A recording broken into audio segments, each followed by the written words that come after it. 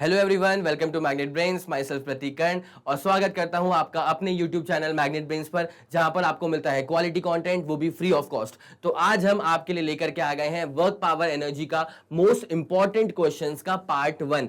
यहां पर हम उन क्वेश्चंस की बात करने वाले हैं जो कि बहुत ही फ्रीक्वेंटली आपको देखने को मिल जाते हैं आपके स्कूल एग्जाम्स में, एज वेल एज काफी सारे कॉम्पिटिटिव एग्जाम्स का बेसिस भी यहीं से फॉर्म हो जाता है। ठीक है, तो अब जरा अपन इसको आगे लेकर के चलते हैं, देखते हैं। यहां पे ये रहा। सबसे पहले आते हैं हम पहले वाले क्वेश्चन के ऊपर। ठीक है, क्वेश्चन पे आप जब भी आएंगे गिवन को लिख लीजिए, कंडीशन को समझ लीजिए और फाइंड क्या करना है उस पर ध्यान दीजिए। मैंने हमेशा कहा है, कई लोग फिजिक्स में क्वेश्चंस को लेकर के ना बहुत रोमांटिसाइज करते हैं। वो सवाल को देखते हैं और देखते ही रहते हैं। क्या देख रहे हो?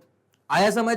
तो इतना सवाल को देखते रहने से टाइम वेस्ट ही होता है। आपको यह समझना है कि सवाल के अंदर गिवन वाला पार्ट क्या है, कंडीशन क्या क्या गिवन है और उसके बाद निकालना क्या है। जैसे कि पढ़ते हैं पहले इस वाले सवाल को, a uniform chain of length 2 metre. ठीक है, एक बात आप ध्यान रखिएगा, जब भी सवाल आता है तो ट्राई करो कि हर चीजों को कन्वर्ट कर लो उसके एसआई यूनिट के अंदर। जैसे ये मीटर्स में गिवन है, metre is the SI unit, तो कोई दिक्कत वाली बात नहीं है, ये तो अपने को चलेगा। ठीक है, अब तो आ uniform chain of length 2 metre is kept on a table. 2 metre की एक चेन है, उसको टेबल पे रखा हुआ है, तो ये कुछ कार्यक्रम बन रहा होगा। ये पूरी चेन 2 मीटर की है। ठीक है, आगे क्या बताया हुआ है, such that a length of 60 centimetre, 60 centimetre की लेंथ जो है वो हैंग कर रही है freely from the edge of the table. इसका मतलब ये जो हिस्सा यहां से लटक रहा है उसकी लेंथ कितनी है, 60 सेंटीमीटर। आगे आपको समझ? तो पहले तो आप ये काम करिए, जो ये 60 सेंटीमीटर यहां पे गिवन है उसको जरा कन्वर्ट करिए आप एसआई यूनिट में, मतलब मीटर्स में कन्वर्ट करिए। ठीक है, तो 60 सेंटीमीटर्स को अगर मीटर्स में कन्वर्ट करना है तो आपको डिवाइड करना पड़ता है इसको 100 के साथ। तो आपका आंसर जब आप सॉल्व करेंगे तो 60 सेंटीमीटर जो है वो आ जाएगा 0.6 मीटर के बराबर। किसके बराबर आ जाएगा? 0.6 मीटर। तो इसका मतलब ये हुआ कि जो 2 मीटर की चेन थी उसमें से 1.4 मीटर की लेंथ टेबल पे रखी हुई है और जो 60 सेंटीमीटर हैंग कर रहा है वो आ जाएगा 0.6 मीटर। ठीक है, ये वाली बात आपको समझ में आ गई होगी। सर ये 1.4 कैसे हुआ? 2 मीटर की रॉड या 2 मीटर की चेन थी, उसमें 60 सेंटीमीटर मतलब 0.6 मीटर हैंग कर रहा है, तो बाकी बचा हुआ कितना हुआ? 2 माइनस 0.6 इज 1.4। तो इसलिए ये 1.4 मीटर का जो चेन है वो टेबल के ऊपर बस रखा हुआ है। अब यहां पे क्या कहा गया है ये आपको बात समझ में आ गई होगी। ये मैं क्वेश्चंस के बीच में ऐसे ऐसे करता रहता हूं। ठीक है, ये कीवर्ड्स थे, आप कॉपी किताब लेके बैठे होंगे, इसको नोट कर लीजिएगा, बाकी मैं इसको फिर यहां से उड़ाता हूं। चलें, ये कन्वर्जन मैंने आपको दिखा दिया कि कैसे कन्वर्ट करते हैं सेंटीमीटर्स को मीटर्स में। तो सवाल का पूरा परसेप्शन क्या बन रहा है कि 60 सेंटीमीटर की जो चेन है ना वो यहां से ऐसे लटक रही है, हमने कहा ओके। उसके बाद क्या हो रहा है कि the total mass of the chain is 4 kg। ये बड़ी इंपॉर्टेंट बात आ गई है। ठीक है, इसका मतलब टोटल जो चेन है ना उसका मास कितना है? उसका मास है 4 kg, विच इवेंचुअली मीन्स कि 2 मीटर की चेन, 2 मीटर की चेन का मास कितना आ रहा है? 4 kg आ रहा है। तो आपको एक बार ये निकालना पड़ेगा कि जो चेन का ये हिस्सा लटक रहा है इसका मास कितना होगा, वो हम निकाल लेंगे यूनिटरी मेथड से। यूनिटरी मेथड क्या होता है? एक पेन 5 रुपए का है, 10 पेन कितने रुपए के होंगे? तो वैसा वाला फंडा हम यहां पे अप्लाई कर लेंगे कि 2 मीटर की चेन है, उसका मास कितना है? 4 kg है। तो अगर 2 मीटर की चेन का मास है 4 kg तो 1 मीटर की चेन का मास कितना हो जाएगा? 2 kg हो जाएगा। आया आपको समझ? तो 4 kg का मास था 2 मीटर के लेंथ पे। ठीक है, what is the work done? What is the work done in pulling the entire chain on the table? पूरे चेन को टेबल के ऊपर पुल अप करने में कितना वर्क लगेगा ये आपको निकालना पड़ेगा। तो पहले आप एक बात समझिए, ये वाला जो हिस्सा है चेन का इसको पुल नहीं करना है, ये वाला जो हिस्सा है चेन का इसको पुल करना है। ठीक है, तो जो आपको फोर्स अप्लाई करना पड़ेगा वो इस वाले हिस्से को उठाने के लिए अप्लाई करना पड़ेगा। अब जो ये चेन लटक रही है इसको ऊपर उठाने के लिए मुझे कितना फोर्स अप्लाई करना पड़ेगा? तो उसके लिए मैं आपको एक पहले छोटा सा फंडा सिखा देता हूं कि जैसे मान लीजिए एक बॉडी है, इस बॉडी का जो टोटल मास है, इस बॉडी का जो टोटल मास है अगर वो m के बराबर है तो वो जमीन के ऊपर कितना वेट लगा रही है, कितना फोर्स लगा रही है, उसी को तो वेट कहते हैं। और ये वेट किसके बराबर हो जाएगा? m इंटू जी के बराबर हो जाएगा। ठीक है, तो अगर किसी आइटम का मास अगर m के बराबर है तो उसका डाउनवर्ड वेट कितना लगने वाला है? mg के बराबर लगने वाला है।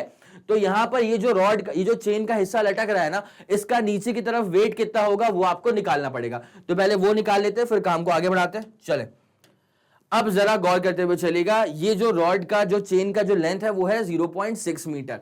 पहले उसका मास अपन निकाल लेते हैं फट से। तो जरा गौर करिए, देखिए मान लीजिए यहां पे 2 मीटर का मास है 4 kg, ठीक है।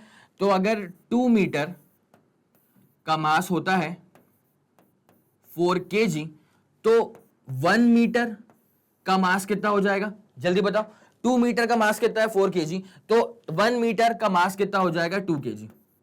सही जा रहे हैं, सही जा रहे हैं, ठीक है। हमको जो चीज को पुल अप करना है, चेन के जिस पार्ट को हमको पुल अप करना है, उसका लेंथ कितना है, उसका लेंथ है 0.6 मीटर, ठीक है। तो अगर 1 मीटर का मास है 2 kg, तो 0.6 मीटर की चेन का मास कितना हो जाएगा, 1 मीटर का 2 kg था, 0.6 का निकालना है, तो 2 इंटू 0.6 kg, जिसका आंसर कितना आने वाला है 1.2 kg।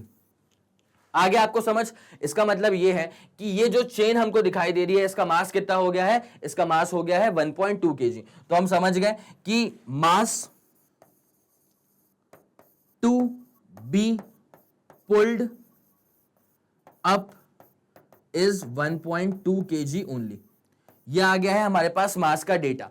अब हमको ये चीज देखनी पड़ती है यहां पे कि जब हमको वर्क निकालना है तो वर्क का फॉर्मूला क्या होगा। तो जरा गौर करिए, हमसे सवाल में वही तो पूछा हुआ है कि इसको पुल अप करने में कितना वर्क करना पड़ेगा, कितना वर्क करना पड़ेगा। इसमें एक पॉइंट आता है जहां बच्चे बहुत बड़ी गलती करते हैं, मैं आपको वो बता रहा हूं। देखिए वर्क का फॉर्मूला क्या होता है, फोर्स इनटू डिस्प्लेसमेंट, सही बात है, इनटू क्या हो जाएगा, कॉस थीटा हो जाएगा। यहां पे फोर्स का अप्लाई करोगे ऊपर की तरफ, डिस्प्लेसमेंट कहां होगा, ऊपर की तरफ, कितना एंगल आ गया 0, कॉस 0 की वैल्यू क्या होती है 1, तो W इज इक्वल टू क्या हो जाएगा एफ एस के बराबर।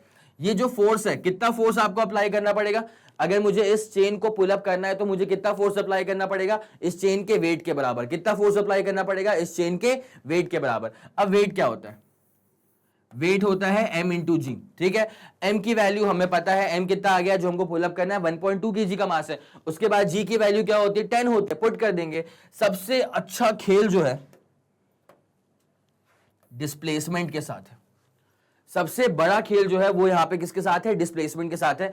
कई लोग सोचते हैं कि सर डन तो है, यहां पे डिस्प्लेसमेंट कितना होना चाहिए। लोग सोचते हैं कि जब इस पूरी चेन को हमको पुल अप करना है तो इस चेन का लेंथ कितना है 0.6, और 0.6 अगर इसका लेंथ है तो 0.6 मीटर ही हमारा क्या होगा, डिस्प्लेसमेंट हो गया, पाप हो गया।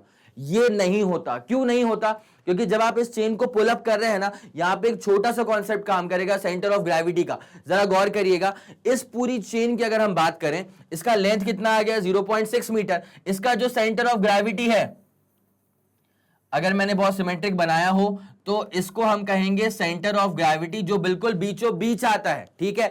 तो जब आप इस चेन को पुल अप करना चाह रहे हैं ना, तो आप दरअसल इसकी सेंटर ऑफ ग्रेविटी को पुल अप करना चाह रहे हैं। क्या आप इस बात को समझ रहे हैं, अगर आप इस चेन को पुल अप करना चाह रहे हैं तो आप दरअसल इसकी सेंटर ऑफ ग्रेविटी को पुल अप कर रहे हैं। और सेंटर ऑफ ग्रेविटी कितने पे आएगी, जरा गौर लगाओ, ये जो लेंथ है इसकी वो कितनी है 0.6, तो इसका आधा कितना हो जाएगा 0.3 मीटर। मैं हर चीज को कन्वर्ट करते हुए चल रहा हूं उसके एसआई यूनिट में। तो इसका जो डिस्प्लेसमेंट होना चाहिए वो 0.6 नहीं होगा। क्यों, अगर आप इस चेन को पुल अप कर रहे हैं तो आपका इंटेंशन बेसिकली ये है कि आप उसके सेंटर ऑफ ग्रेविटी को पुल अप करेंगे, और सेंटर ऑफ ग्रेविटी कितने पे आने वाली है 0.3 मीटर पे आने वाली है। तो कायदे से डिस्प्लेसमेंट कितना होगा 0.3 मीटर का डिस्प्लेसमेंट होगा।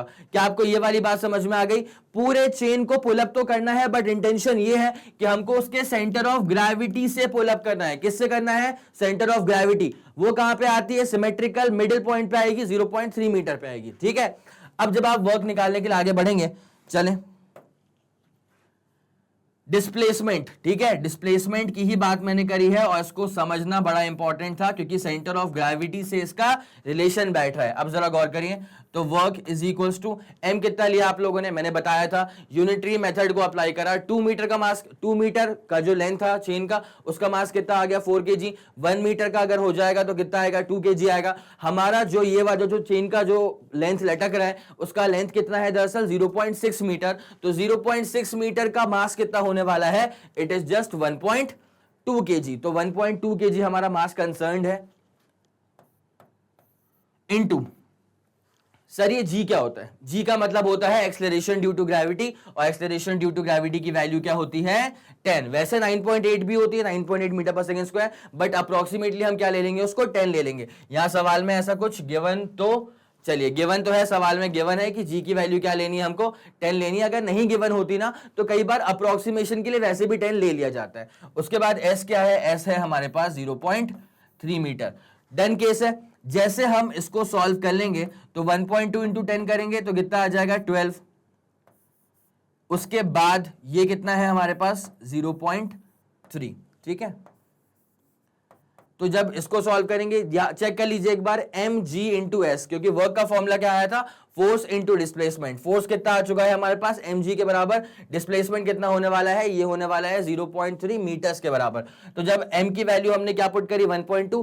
पूरा 4 kg मत पुट करना, ये लोग गलती कर देते हैं। क्यों ऐसा होता है? क्योंकि गिवन था कि पूरे का मास कितना है? 4, बट क्या आपको पूरे को पुल अप करना है? नहीं। 1.4 मीटर का जो चेन है वो तो पहले से ही टेबल के ऊपर है। जो 0.6 मीटर लटक रहा है उसके centre of gravity pay attention करो, सेंटर ऑफ ग्रेविटी को पुल अप करना है। ठीक है, तो उसका कितने पे आएगा? 0.3 पे आएगा। सारी वैल्यूज हमने पुट कर दी। ये हो जाएगा 12 इंटू 0.3 विच इज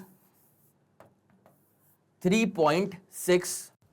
और गलती यहां पे होती है, यूनिट बच्चे नहीं लिखते। ठीक है, जहां पे स्कूल में आपके मार्क्स कट जाते हैं, तो आप इसलिए फिर कहते हैं कि हम तो पूरा करके आए थे, लेकिन पता नहीं नंबर कहां कट गए। नंबर कट जाते हैं ऐसी ही छोटी छोटी जगहों पे।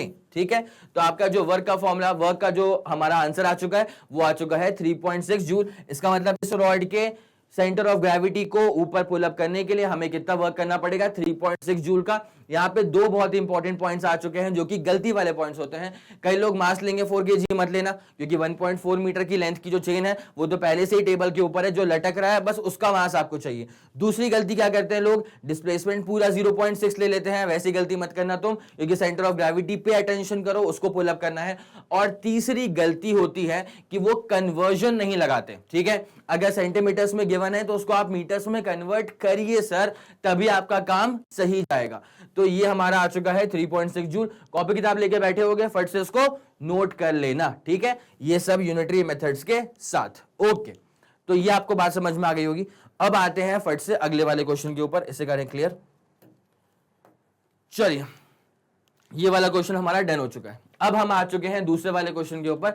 जरा क्वेश्चन पढ़िए। यहां पे आपको देखने को मिल रहा है वेक्टर का फंडा। मैं आपको बता चुका हूं वेक्टर्स के बारे में एक बहुत ही खास चीज, कि अगर आई कैप यूज हो रहा है तो ये आपको बताता है डायरेक्शन अलोंग दी एक्स एक्सिस। अगर जे कैप यूज हो रहा है तो ये आपको बताता है direction along the y axis. अगर के कैप यूज हो रहा है तो ये आपको बताता है direction along the Z axis. ठीक है, तो यहां पे आई जे के जो यूज हो रहा है उसका फंडा क्या है, अब वो देखते हैं। A particle is acted upon bye constant forces. एक फोर्स नहीं है, यहां पे मल्टीपल फोर्सेस है। ठीक है, अगर कभी किसी बॉडी पर मल्टीपल फोर्सेस काम कर रहे हैं तो आप नेट फोर्स कैसे निकालेंगे? तो मैं आपको इसका फंडा यहीं के यहीं दिखा देता हूं, 2 मिनट ध्यान दीजिए। अगर आपको नेट फोर्स निकालना है, अगर कभी किसी बॉडी पे एक से ज्यादा फोर्सेस काम कर रहे हैं, अगर आपको नेट फोर्स निकालना है तो आपको बस ये करना है, दो, अगर मान लिया दो वेक्टर्स हैं, दो फोर्स के वेक्टर्स हैं, तो उन दोनों का वेक्टर समेशन कर देना, और कोई बड़ी बात नहीं है। अगर ऐसे n नंबर ऑफ फोर्सेस होंगे तो हम n नंबर ऑफ फोर्सेस का वेक्टर समेशन लगाते हुए चलेंगे। अब ये वेक्टर समेशन कैसे करेंगे वो पूरा मैं बताऊंगा। ठीक है, अभी ये बताऊंगा इसी वाले सवाल में। तो कांस्टेंट फोर्सेस, दो तरह के फोर्सेस काम कर रहे हैं, F1 और F2 की वैल्यू गिवन है। मतलब जब आपको इस सवाल में नेट फोर्स निकालना होगा तो F1 प्लस F2 कर देना। सर ये F1 प्लस F2 कैसे करेंगे? कुछ नहीं करना है, I वाले को I वाले से ऐड करो, J वाले को J वाले से ऐड करो, K वाले को K वाले से ऐड करो, बस हो जाएगा। अभी और करवा देते हैं। तो फोर्सेस निकालने के लिए, नेट फोर्सेस निकालने के लिए फोर्सेस को ऐड करना पड़ता है, but it is displaced from, ये पहला कोऑर्डिनेट है A, 2,1,0।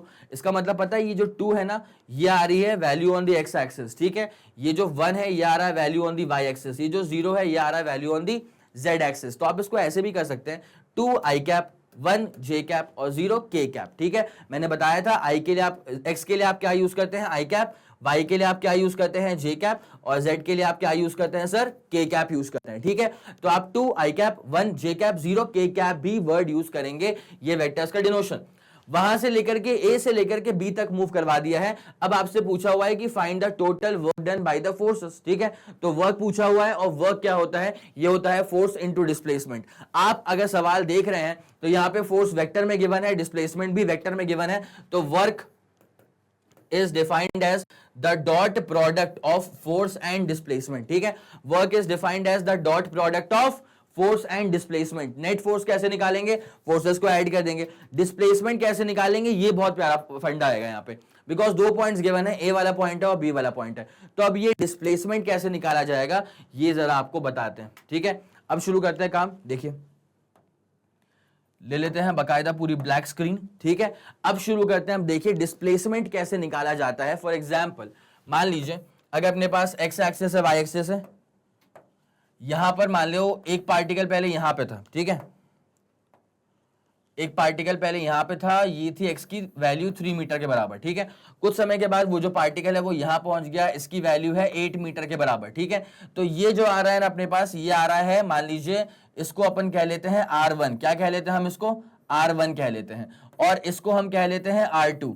तो पार्टिकल का जो डिस्प्लेसमेंट हो रहा है वो हो रहा है 3 मीटर से 8 मीटर तक। तो यहां पे आप डिस्प्लेसमेंट क्या लेंगे, समझने वाले समझ गए होंगे। डिस्प्लेसमेंट हम लेंगे इसकी बीच की दूरी कितनी लेंगे, 5 मीटर। तो यहां पे अगर आपसे कोई पूछ रहा है कि व्हाट इज द डिस्प्लेसमेंट, और डिस्प्लेसमेंट ये सवाल पूछने से पहले उसने अगर आपको 2 पॉइंट देके रखे हैं कि पहले था 3 मीटर पे, बाद में कहां पहुंच गया 8 मीटर पे, तो आपका जो आंसर आ रहा है 5, वो कैसे आ रहा है, वो R2 माइनस R1 करके आ रहा है। वेक्टर है R2 माइनस R1 करके।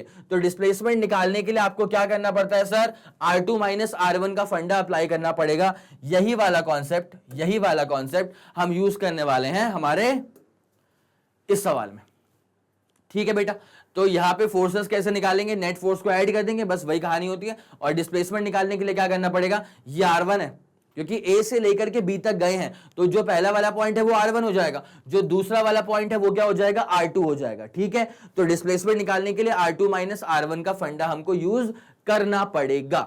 अब कैसे यूज करेंगे, तो ये आपको मैंने बता दिया कि इस पूरे ये जो क्वेश्चन है ना, इसका पोस्टमार्टम कैसे करा हमने, ठीक है। फोर्सेस को निकाल के देख लिया एक बार, डिस्प्लेसमेंट कैसे करेंगे वो कर लिया। अब बस इसको अपन पूरा का पूरा सॉल्व करना शुरू करते हैं। अब तो ये जो पार्ट लिखा हुआ है ना, ये है इंपॉर्टेंट काफी, है ना। ये फोर्सेस कैसे निकाला जाएगा वो वहां पे लिखा हुआ है। अब एग्जैक्टली सोल्यूशन कैसे आएगा उस पे आते हैं सीधे के सीधे, ठीक है। तो फोर्सेस दो तरह के गिवन है, F1 है और F2 है, ठीक है। पहली बात तो ये समझते हुए चलेगा, जब वर्क निकालने को बोला गया, क्या निकालने को बोला गया, वर्क निकालने को बोला गया, तो वर्क निकालने का जो फॉर्मूला होता है वो होता है force into displacement. Force vector और डिस्प्लेसमेंट, और ये भी कैसा होगा, वेक्टर क्वांटिटी। फोर्स और डिस्प्लेसमेंट का यहां पे क्या होने वाला है, डॉट प्रोडक्ट, मैं पढ़ा चुका हूं पहले, ठीक है। अब जो नेट फोर्स आने वाला है ये बन गई है आपके पास फर्स्ट इक्वेशन। ये आपके पास क्या बन गई है भाई, फर्स्ट इक्वेशन, ठीक है। अब आपको निकालना है, फोर्स अलग से निकाल लेते हैं, डिस्प्लेसमेंट अलग से निकाल लेते हैं, फिर यहां पे पुट कर देंगे, ठीक है। तो नेट फोर्स कितना आने वाला है, पहले इसको देख लीजिए। Net force on the particle या बॉडी जो भी गिवन है, वो जब निकालेंगे नेट फोर्स तो कैसे निकलेगा, ये F1 प्लस F2। क्या करना पड़ेगा, F1 प्लस F2। फोर्स पहला वाला भी वेक्टर क्वांटिटी है और फोर्स दूसरा वाला भी वेक्टर क्वांटिटी है। F1 की वैल्यू कितनी आ रही है, अब जरा गौर करिए, 256, ठीक है। तो ये कितना आ जाएगा, 2i cap, 5j cap, 6k cap plus, अब उसके बाद ये वही लिखा है ना 256, यहां मैंने पुट कर दिया, प्लस दूसरा वाला फोर्स वेक्टर क्या गिवन है, 513, तो 5i कैप, 1j कैप, इत्मीनान से देख लेना 513 लिखा हुआ है तो 3k कैप, ठीक है। तो ये F1 प्लस F2। अब जब इसको हम सॉल्व करेंगे, I वाले को I वाले में ऐड करो, J वाले को J वाले में ऐड करो, K वाले को K वाले में ऐड करो, 2 प्लस 5 7 हो गया। फिर J वाले को J वाले में 5 प्लस 1 6 हो गया। फिर K वाले को K वाले में 6 प्लस 3 9 हो गया, ठीक है। तो ये हमारे पास क्या आ चुका है, ये हमारे पास आ चुका है F नेट। अच्छे से लिख लेना, ये हमारे पास क्या आ चुका है, F नेट आ चुका है। अब दूसरा पार्ट क्या बचता है, यहां निकालना पड़ेगा हमको डिस्प्लेसमेंट। फोर्स निकल चुका है, डिस्प्लेसमेंट निकालेंगे, उसके बाद कर देंगे दोनों का डॉट मल्टीप्लीकेशन। तो नाउ डिस्प्लेसमेंट के लिए मैंने आपको सिखाया था कि अगर आपके पास 2 पॉइंट्स गिवन है तो डिस्प्लेसमेंट जो निकलेगा हमारा वो निकलेगा R2 minus R1। Displacement S है वो हम कैसे निकालेंगे, R2 माइनस R1, मतलब फाइनल पॉइंट माइनस कर देंगे इनिशियल पॉइंट। अब जरा देखिएगा, इनिशियल पॉइंट है 2 1 0, इसका मतलब क्या होता है 2 i कैप 1 j कैप और 0 k कैप, और फाइनल पॉइंट है 4 5 2, इसका मतलब क्या होता है ये x पर है, ये y पर है और ये z पर है, तो ये हो जाएगा 4 i कैप 5 j कैप और 2 k कैप। ठीक है, तो पहले आराम से हम इसमें R2 माइनस R1 करते हैं। R2 क्या है देख लो अच्छे से, 4 है 5 है और 2 है। क्या है, 4 है 5 है और 2 है। R2 क्या आ रहा है 4 5 2, तो 4 i cap 5 j cap 2 k cap, ये आ गया R2। माइनस करेंगे हम इसमें R1। R1 क्या है इसमें 2 1 0, R1 का मतलब होता है position vector of first point, तो ये हो जाएगा 2 1 0। तो यहां पे हम करेंगे इसको 2 i कैप, 1 मतलब 1 j कैप और 0 मतलब 0 k कैप। ठीक है, इतना आगे आपको समझ में स्टूडेंट्स। तो यहां पे करेंगे R2 माइनस R1, तो S वेक्टर जो है हमारे पास, अब बस कुछ नहीं करना है। जब फोर्सेस को ऐड किया था तो कैसे ऐड किया था, I वाले को I वाले से, J वाले को J वाले से, K वाले को K वाले से। सिमिलरली यहां पर भी वही काम करना है, I वाले को I वाले से माइनस कर देना, J में से J को माइनस कर देना, K में से K को माइनस कर देना। चलें शुरू करते हैं। 4, इसको जरा अगर आप चाहें तो खोल भी सकते हैं, देखिएगा 4i 5j 2k, इसमें तो कोई दिक्कत नहीं है। यहां खोल दो ब्रैकेट, तो माइनस 2i माइनस 1j, और ये 0 से तो खैर क्या ही फर्क पड़ने वाला है, 0 k कैप। ठीक है, अब यहां पे डिस्प्लेसमेंट जो बच रहा है आपके पास वो क्या बच रहा है, देखिए ना 4 माइनस 2 2, 2i कैप आ गया। उसके बाद j में से j को माइनस करिए तो 5j minus 1j is 4j 4j। उसके बाद k में से k को माइनस करिए, 2k minus nothing is just 2k। तो ये हमारे पास क्या आ गया है, डिस्प्लेसमेंट आ चुका है। देखिए फोर्स हम निकाल चुके हैं, डिस्प्लेसमेंट भी हम निकाल चुके हैं।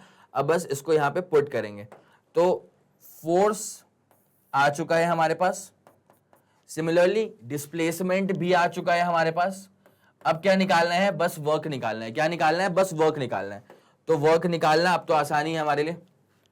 नाउ जैसा कि हम जानते हैं कि वर्क कैसे मिलता है, फोर्स और डिस्प्लेसमेंट का डॉट प्रोडक्ट। तो फोर्स क्या है, फोर्स क्या है निकाल चुके हैं यहाँ पे, 7 6 और 9 आ रहा है, 7 6 और 9 आ रहा है, तो लिख देते हैं इसको 7 6 और 9 k कैप। डॉट करना है किसके साथ, इसका डिस्प्लेसमेंट के साथ। डिस्प्लेसमेंट क्या है 2 4 2, तो लिख देंगे इसको 2 i कैप 4 j कैप और 2 k कैप। चलें आगे बढ़ते हैं, आगे बढ़ते हैं। अब क्या करना है, डॉट मल्टीप्लीकेशन आ चुका है, मैं पहले बता चुका था कि जब आपको डॉट मल्टीप्लीकेशन करना होता है तो i वाले को i वाले से, j वाले को j वाले से, k वाले को k वाले से मल्टीप्लाई कर दो बस। तो यहां पे जब तुम आगे बढ़ोगे तो यहां पे 7 यहां पर है और 2 यहां पर है, i वाले को i से मल्टीप्लाई करो तो 2 7 से कितना हो चुका है 14 हो चुका है। उसके बाद j वाले को j से करो तो 6 4 से कितना हो चुका है, 6 4 हो चुका है 24 हो चुका है। उसके बाद k वाले को k वाले से करो, 9 को 2 से करो, कितना आ गया 18। ठीक है, क्रॉस चेक करेंगे, 7 2 14, 6 4 24 और 9 2 कितना आ चुका है 18 आ चुका है। जब हम इसको सॉल्व करेंगे तो वर्क हमारे पास कितना आ जाएगा, चलिए 14 प्लस 24 करेंगे 38 आ जाएगा, 38 प्लस 18 करेंगे तो 30 46 56, यह आ जाएगा हमारे पास 56 जूल्स। तो हमारा जो आंसर है फाइनली वो कितना आने वाला है 56 जूल्स का हमारा आंसर आने वाला है। ठीक है, तो ये वर्क का फॉर्मूला आ गया। कैसे निकाला हमने, वर्क निकलता है फोर्स इनटू डिस्प्लेसमेंट का डॉट प्रोडक्ट। ठीक है, फोर्स को कैसे निकाला गया, दो तरह के फोर्सेस गिवन थे, दोनों फोर्सेस को हमने ऐड कर लिया।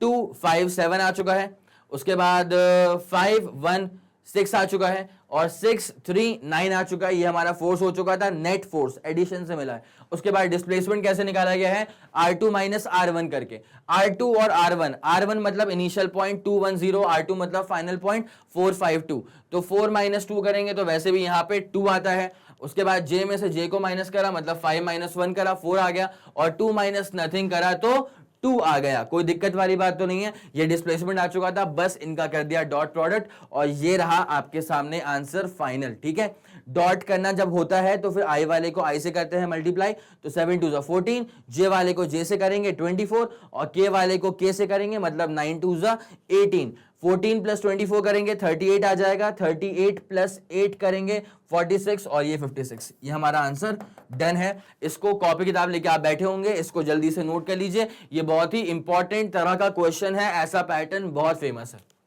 चलिए आगे बढ़ते हैं। ये तो हमारा डन हो चुका है, क्वेश्चन नंबर 2 हमारा डन हो चुका है। अब आते हैं अगले वाले क्वेश्चन पे। A particle moves along the x axis from, मैंने एक बात आपसे कही थी कि जब भी ये इस तरह की चीजें आपको देखने को मिल जाती हैं फ्रॉम दिस टू दिस, तो इसका मतलब कहीं ना कहीं वो आपको एक हिंट जाता है कि ये जो पहली वैल्यू गिवन है वो है लोअर लिमिट, वो है लोअर लिमिट, और जो बाद में वैल्यू गिवन है वो है अपर लिमिट। वो क्या है? अपर लिमिट है। और लोअर लिमिट अपर लिमिट का जो पूरा फंडा होता है ये कहां पे काम करता है? ये काम करता है इंटीग्रेशन में। मतलब शायद इस सवाल में कहीं ना कहीं इंटीग्रेशन का यूज होने वाला है। मैं सवालों के बीच में ऐसा करता रहूंगा, आप कॉपी किताब लेकर के बैठे होंगे, आपको बस ऐसे लिख लेना है कि हाँ सर ने क्या बताया था कि यहां पे कुछ ना कुछ इंपॉर्टेंट है जो कि आपको हिंट दे रहा है कि कहीं ना कहीं इंटीग्रेशन शायद चलेगा।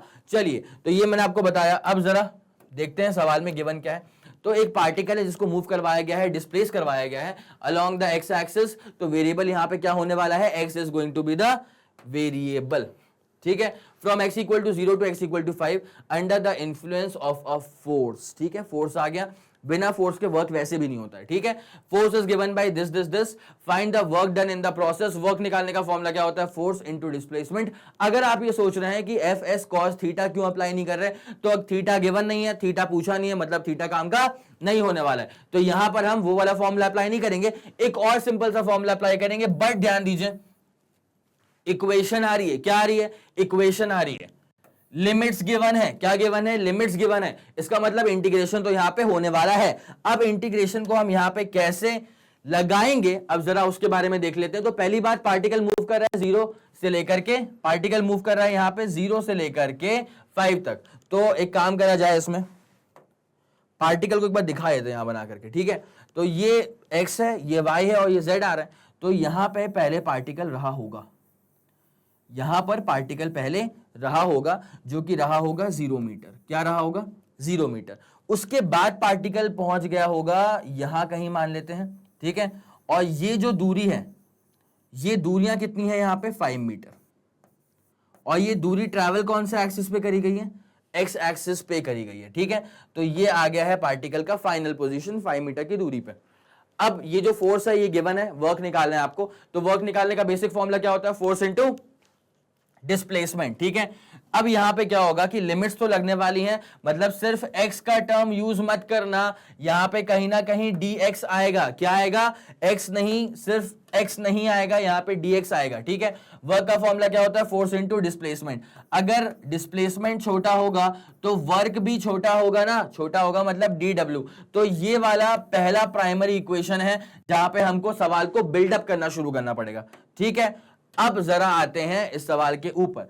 तो work dw is equal to force F into displacement कितना आ चुका है? dx आ चुका है। ठीक है, अब जरा गौर करें, फोर्स सवाल में कितना गिवन है? तो फोर्स गिवन है 7 माइनस 2x प्लस 3x का स्क्वायर। कई लोगों के दिमाग में एक बात कूद जाएगी, वाओ क्वाड्रेटिक इक्वेशन, क्यों ना इसको मिड टर्म स्प्लिटिंग से सॉल्व करें, क्या मिल जाएगा? किसने बोला है कि x निकालना है? अगर सवाल में गिवन नहीं है, पूछा नहीं है, मतलब काम का नहीं है। अगर आपका दिमाग चल भी रहा है कि क्वाड्रेटिक है, लेकिन मत करो सॉल्व, बिकॉज सॉल्व करोगे तो रूट निकलेगा, x निकलेगा। x पूछा है क्या सवाल में? किसी ने नहीं पूछा है। जब नहीं पूछा है तो नहीं निकालेंगे, जो पूछा है वो निकालेंगे, टाइम वेस्ट होता है ना ऐसे में। तो वर्क का फॉर्मूला होता है फोर्स इंटू डिस्प्लेसमेंट। फोर्स क्या है? 7 माइनस 2x प्लस 3x का स्क्वायर। तो पुट करते हैं 7 माइनस 2x प्लस 3x का स्क्वायर। मैच करो, 7 माइनस 2x प्लस 3x का स्क्वायर। ये हमने फोर्स पुट कर दिया। बगल में क्या आ रहा है? डिस्प्लेसमेंट आ रहा है, वो कितना होगा? dx के बराबर होगा। ये dw आ रहा है, जबकि मुझसे क्या पूछा हुआ है? वर्क पूछा हुआ है। तो मुझे इसे करना पड़ेगा इन टोटल इंटीग्रेट। तो जैसे हम इसको इंटीग्रेट करेंगे बोथ साइड्स, ऑब्वियसली इंटीग्रेशन कोई सिंगल साइड तो नहीं होगा, इंटीग्रेट करना पड़ेगा बोथ साइड्स। तो जैसे हम इसको इंटीग्रेट करेंगे बोथ साइड्स, तो अब हमारे पास कहानी कैसे चलने वाली है उस पर जरा गौर करिएगा। यहां आ जाएगा इंटीग्रेशन ऑफ dw। ठीक है, अब देखो कांस्टेंट है क्या यहाँ पे 7, जब इसको खोल लोगे तो क्या हो जाएगा 7 इंटू डी एक्स, 7 है यहाँ पे कांस्टेंट, 7 आ जाएगा बाहर, और इंटीग्रेशन किसका चलेगा dx का। सुनना अच्छे से सुनना, -2x dx है तो -2 ये बाहर आ जाएगा और अंदर चलेगा इंटीग्रेशन किसका, x का dx के रिस्पेक्ट में। सही जा रहे हैं हम, सही जा रहे हैं। उसके बाद यहां पे अब जरा गौर करिएगा 3x² dx, तो 3 आ जाएगा बाहर और इंटीग्रेशन चलेगा किसका, x² का, किसके रिस्पेक्ट में, dx मतलब x के रिस्पेक्ट में। ये कहानी अभी खत्म नहीं हुई है, क्योंकि यहां पर आपको लिमिट्स तो पुट करना पड़ेगा ना। लिमिट क्या है सवाल के अंदर, 0 है लोअर लिमिट और 5 है अपर लिमिट, तो 0 से लेकर के 5 तक चल रहा है, 0 से लेकर के 5 तक चल रहा है, 0 से लेकर के 5 तक चल रहा है क्या, इंटीग्रेशन। वर्क में 0 से लेकर के 5 मत करना, ये 0 से लेकर के W होगा, बिकॉज वर्क का जब आप इंटीग्रेशन करेंगे dw का करेंगे तो वो क्या देगा आपको आंसर, W देगा। ठीक है, अब dw का जब इंटीग्रेशन करा तो answer is nothing but just W, answer is nothing but just W। ठीक है, लोअर लिमिट पुट कर लेंगे, अपर लिमिट पुट कर लेंगे, इक्वल टू 7 रखा है बाहर। मैं ये सिखा चुका था कि dx का इंटीग्रेशन क्या होता है।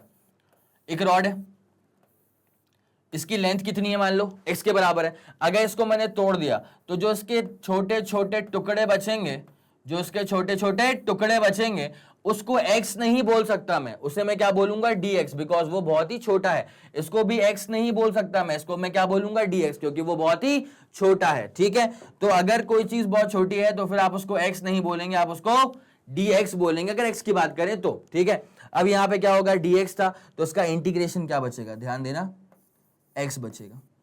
क्या बचेगा, x बचेगा। लोअर लिमिट अभी भी मौजूद है, अपर लिमिट अभी भी मौजूद है। उसके बाद 2 मिनट, -2 था यहां पे, क्या था, -2, तो -2 को मैंने रखा बाहर। x का इंटीग्रेशन क्या हो जाएगा, आपको पता है, मैंने सिखा के रखा हुआ है। अगर x की पावर n है, इसको आपको इंटीग्रेट अगर करना है तो इसका फॉर्मूला हो जाता है x की पावर n+1 अपॉन n+1। वहां पे x की पावर क्या है, 1 है ना, तो 1+1 अपॉन 1+1। ठीक है, तो यहां पे जब x की पावर 1 है, इंटीग्रेशन में क्या आ जाएगा, 1+1 बोले तो 2, और यहां पे क्या आ जाएगा, नीचे भी तो 2 ही आएगा ना, इसको मैंने बाहर रख लिया, वो कट जाएगा 2 से 2। लोअर लिमिट है, अपर लिमिट है, प्लस ही है ना, प्लस, उसके बाद 3, फिर आप करेंगे x के स्क्वायर का इंटीग्रेशन, तो वो क्या आंसर देगा आपको, 2 + 1 3 अपॉन नीचे भी क्या आएगा 3, उसको मैंने बाहर ले लिया, एक ही बात है।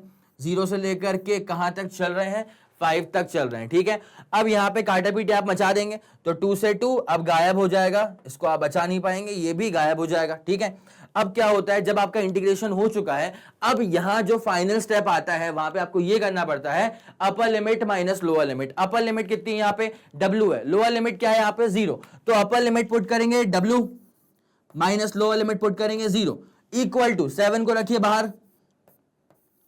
अब पुट करिए अपर लिमिट कितनी है 5, माइनस करेंगे लोअर लिमिट कितनी है 0। बहुत बढ़िया, यहां तो कोई गलती तो नहीं हो रही है। माइनस क्या बचा, कुछ बचा नहीं, यहां पे ये नंबर तो गया पूरा। ठीक है, अब यहां पे क्या होगा, upper limit minus lower limit, क्या करना है, upper limit minus lower limit. x का स्क्वायर है, जैसे आप पुट करेंगे अपर लिमिट तो x की जगह पुट करेंगे तो वो क्या हो जाएगा, x का स्क्वायर नहीं, अब वो 5 का स्क्वायर बन जाएगा। 5 का स्क्वायर क्या होता है 25, माइनस करेंगे लोअर लिमिट क्या है 0, 0 का स्क्वायर 0, छोड़ो उसको। उसके बाद यहां पे आ जाओ, x का क्यूब है, अपर लिमिट पुट करो तो 5 का क्यूब हो जाएगा। 5 का क्यूब कितना होता है 125 होता है सर। माइनस करेंगे तो 0 का क्यूब आ जाएगा, तो 0 का क्यूब क्या होता है 0 होता है, काम खत्म। अब जैसे हम इसको एंडिंग पे लेकर के आ गए हैं, तो अब जब आप यहां पे वर्क निकाल रहे हैं, सुनिएगा अच्छे से, 7 × 5 35, गौर से करिएगा, माइनस, यहां पे माइनस लिखा हुआ है तो माइनस लिखो। ये कितना आ चुका है 25, और उसके बाद प्लस कितना आ रहा है, प्लस आ रहा है 125, प्लस कितना आ रहा है 125। जब सारी वैल्यूज को पुट करके लिमिट्स को पुट कर दिया है, तो अब जो हमारा फाइनल आंसर आने वाला है 125 माइनस कर लो 25 कितना हो जाएगा 100, 100 प्लस करोगे 35 तो कितना आ जाएगा 135। क्या आंसर कंप्लीट हुआ है, नहीं, यूनिट लगाना जरूरी है, इसके बिना काम नहीं चलता। ठीक है, तो आपका वर्क का आंसर कितना आ चुका है 135 जूल। इसके अंदर जो जो रिक्वायर्ड चीजें थी वो मैंने पूरा बता के रख दिया है, ठीक है, ये है इसका पूरा डिटेल्ड एक्सप्लेनेशन, ठीक है। इसको आप अच्छे से लिख लीजिएगा, कॉपी किताब लेके बैठे होंगे, फट से नोट कर लेना, और फिर हम चलते हैं अगले वाले क्वेश्चन के ऊपर। एक और सवाल में एक और चीज था कि यहां पर क्या जरूरी है कि हम पार्टिकल का डिस्प्लेसमेंट दिखाएं? नहीं, सवाल में जरूरी नहीं है कि हम डिस्प्लेसमेंट दिखाएं, लेकिन मैंने क्या है फिर भी ऐसे बना के रख दिया था कि चलो ठीक है, पार्टिकल वॉज इनिशियली हियर, तो ये कितना आ गया 0 मीटर, फिर पार्टिकल वेंट लाइक देयर, तो ये कितना आ गया था 5 मीटर की दूरी पे आ गया था। बट ये जरूरी नहीं कि आप बनाते हुए चलें, ठीक है, तो नोट तो आपने कर लिया होगा। अब बढ़ते हैं अगले वाले सवाल के ऊपर, चलें, ये हमारा क्वेश्चन डन हो चुका है, ठीक है। अब आ रहे हैं अगले सवाल के ऊपर। Calculate the work done in moving the object from x equal to 2 to x equal to 3। एक बात सुनिए अच्छे से, मैंने आपको लास्ट टाइम बताया था कि जब भी फोर्स का और डिस्प्लेसमेंट का ग्राफ आएगा तो उसका अगर आप एरिया निकाल देंगे तो वो वर्क के बराबर होगा। इसको सपोर्ट करने के लिए मैंने ये भी कहा था कि कभी भी जमाने भर में अगर आपको a into B equal to C दिख जाता है, और अगर आपको ग्राफ दिख जाए a और b के बीच का ग्राफ अगर आपको दिख जाए, तो आपको क्या करना है, आपको सिर्फ इसका एरिया निकाल देना है। क्या करना है आपको, इसका आप सिर्फ एरिया निकाल देंगे, और वो एरिया जो है वो किसके बराबर हो जाएगा, area will be eventually equal to C. तो अगर a इंटू बी सी के बराबर है, कभी ग्राफ दिख गया a और b के बीच में, तो एरिया किसके बराबर हो जाएगा, c के बराबर। सिमिलरली अगर आप समझें तो फोर्स इंटू डिस्प्लेसमेंट ये क्या होता है, वर्क होता है। फोर्स इंटू डिस्प्लेसमेंट क्या होता है, वर्क होता है। तो कभी भी अगर आपको फोर्स और डिस्प्लेसमेंट के बीच में कभी कुछ अगर ग्राफ दिख गया, तो आपका काम बस क्या होता है, आप इसका एरिया निकाल दीजिए। क्या निकाल दीजिए, एरिया। तो जब आप इसका एरिया निकालेंगे तो एरिया जो है वो किसके बराबर हो जाएगा, वर्क के बराबर हो जाएगा, ठीक है। ये सिंपल सी बात थी, इसको आपको अच्छे से ध्यान देना पड़ेगा, ठीक है। तो ये मैं पहले भी डिस्कस कर चुका था, अब ये सवाल में सीधे के सीधे अप्लाई होने वाला है, ठीक है। ये इसको आप नोट कर लीजिएगा, फिर हम आगे बढ़ते हैं, ठीक है, डन। चले, अब सवाल में ये गिवन है कि आपको बस वर्क निकालना है, बट कहां से कहां तक निकालना है, 2 मीटर से लेकर के 3 मीटर तक। मतलब पूरे का एरिया मत निकालने बैठना, आपको बस निकालना है 2 मीटर से लेकर के 3 मीटर तक का। तो जब ऐसा करना है तो सिर्फ 2 से लेकर के 3 तक का एरिया, मतलब ये एरिया कंसर्न्ड है। बताइए सही जा रहा है, मतलब ये वाला एरिया आपसे पूछा हुआ है, क्योंकि मैंने बोला है फोर्स और डिस्प्लेसमेंट कर्व अगर आ गया, ग्राफ अगर आ गया, इसका एरिया क्या देगा आपको, वर्क देगा। इसका एरिया क्या देगा आपको, वर्क देगा। So this is the work from, जो कि पूछा भी हुआ है, x इक्वल टू 2 से लेकर के x इक्वल टू 3 तक का पूछा गया, ठीक है। तो इसका एरिया हम निकाल देंगे, ये मिल जाएगा हमको। अब जरा गौर करिए, जो एरिया यहाँ पे बन रहा है ना, ये जो एरिया यहाँ पे बन रहा है वो दरअसल एक ट्रेपेजियम है। क्या है ये, ट्रेपेजियम। और ट्रेपेजियम का एरिया कैसे निकाला जाता है, इसके लिए मैं आपको छोटा सा स्विच कर रहा हूं स्लाइड, आपको एक बार ले करके चलते हैं ट्रेपेजियम का एरिया निकालने के लिए, ठीक है। जैसे गौर करिए, एक हमने बना दिया आपके लिए ट्रेपेजियम, ठीक है, ये बन गया हमारे पास ट्रेपेजियम। इसका कुछ नामकरण कर देते हैं, जैसे मान लो इसको O नाम दिया, इसको A नाम दिया, इसको P नाम दिया, मेरे नाम पे रख दो, इसका नाम रख दिया आपने Z, ठीक है। अब आपको निकालना है कि इसका एरिया क्या होगा। क्या निकालना है आपको निकालना है इसका एरिया क्या होगा। तो ट्रेपेजियम का एरिया निकालने का एक बहुत सिंपल सा फॉर्मूला होता है, जिसको याद है वो अच्छी बात है, जिसको याद नहीं है वो ध्यान दीजिएगा। एरिया ऑफ ट्रेपेजियम निकालते हैं ऐसे, half into sum of parallel sides, half into sum of parallel sides, और फिर इसको मल्टीप्लाई करें, एक second, half into sum of parallel sides, और फिर इसको मल्टीप्लाई करते हैं perpendicular distance between them. Parallel sides के बीच की परपेंडिकुलर डिस्टेंस क्या है, उससे मल्टीप्लाई करते हैं। अब जरा गौर करिए, यहां पे जब आपको एरिया निकालना है ट्रेपेजियम का,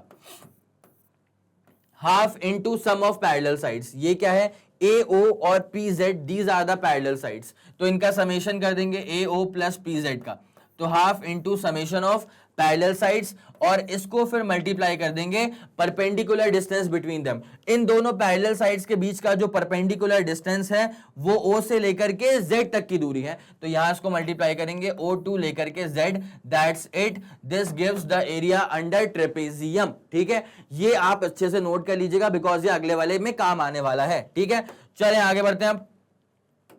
ओके चलें अब जरा सवाल पे आते हैं। देखिए यहां पे था कि x इक्वल टू 2 से लेकर के x इक्वल टू 3 तक के बीच का एरिया आपको निकालना है। ठीक है, अब वो कैसे निकलेगा, बस ट्रेपेजियम ही तो है, ये क्या है, ट्रेपेजियम ही तो है। अब निकालते हैं इस ट्रेपेजियम का एरिया। ठीक है, देखिए और वही एरिया किसके बराबर आ जाएगा, वर्क के बराबर आ जाएगा। तो work is equals to area under force displacement curve. ठीक है, फोर्स डिस्प्लेसमेंट कर्व के बीच का जो एरिया है वो किसके बराबर हो जाएगा, वर्क के बराबर हो जाएगा। तो वर्क इज इक्वल्स टू, अब इसको मैं ऐसा भी तो कह सकता हूं कि this is nothing but just the area of trapezium, this is nothing but just the area of trapezium. ठीक है, अब ये ट्रेपेजियम कितना आ रहा है, ये ट्रेपेजियम आ रहा है 2 से लेकर के 3 तक के बीच का। तो एक काम करा जाए, इसकी अपन नेमिंग कर देते हैं, इसको मैं यहाँ पे O बोल देता हूं, इसको मैं यहाँ पे A कह देता हूं, इसको मैं यहाँ पे P कह देता हूं, इसको मैं यहाँ पे Z कह देता हूं। तो trapezium O A P Z O। ठीक है, अब वो कैसे निकलने वाला है आपको पता ही है, half into sum of parallel sides, half into sum of parallel sides मतलब OA प्लस PZ। अब जरा गौर करिए, O से लेकर के A जो है ना, O से लेकर के A जो है इसकी दूरी किसके बराबर है, 40। O से लेकर के A मतलब ये वाली विड्थ जो है ना वो किसके बराबर आ रही है, 40 के बराबर आ रही है। सम ऑफ पैरेलल साइड्स मतलब 40 प्लस अगला पैरेलल साइड है ये PZ, PZ की जो विड्थ आ रही है वो कितनी आ रही है, 60 के बराबर आ रही है। तो half into sum of parallel sides तो हो गया, इंटू क्या करना पड़ता है, इंटू करना पड़ता है परपेंडिकुलर डिस्टेंस। तो ये जो परपेंडिकुलर डिस्टेंस है वो बस 2 से लेकर के 3 तक की है। तो ये जो 2 से लेकर के 3 तक की दूरी है ना ये कितनी आएगी, 1 मीटर आएगी। तो इसको बस लिख देना 1।